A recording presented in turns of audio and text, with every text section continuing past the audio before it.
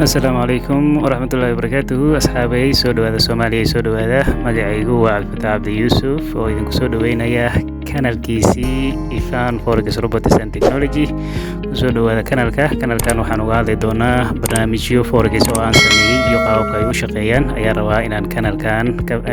uga hadlo video badan oo aan soo dhigi doono kanalka ayaa midkaan hordhac uga dhigay marka kanalkan guud ahaantiisa waxaan uga hadli doonaa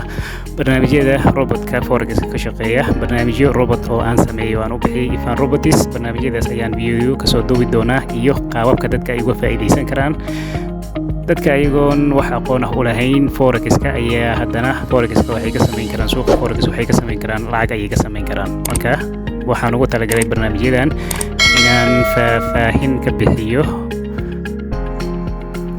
qaababka ay u shaqeeyaan iyo suuqa qaababka loogu isticmaalo si ay dadka Soomaaliyeed meel walba ay joogaan ay uga faa'iideystaan ayaan ugu talagalay robotkana sidaas ayaan u sameeyay si dadka Soomaaliyeed ay uga faa'iideystaan ayaan u sameeyay marka waxaan idinku soo dhaweynayaa kanalkayga ku soo dhawaada kanalka videogan waa hordhaca kanalka ayaan hordhac uga dhigay marka ku soo dhawaada kanalka magaca kanalka sida idin muuqata waxaa la yiraahdaa Ifan Forex Robotics and Technology robotyadaas ayaan ugu talagalay inaan videoyadiisa aan soo dhigo aan soo duubo sidoo kale waxaan soo dhigi doonaa barnaamijyo technology khuseeya ayaan soo dhigi doonaa oo dhalinyarada anfici doona sidoo kale waxaan soo dhigi doonaa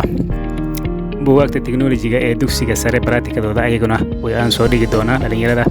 dugsiga sare si ay uga faa'iideystaan ayagana wax ka soo duubi doonaa waxaan soo dhigi doonaa page-ka waxaan soo dhigi doonaa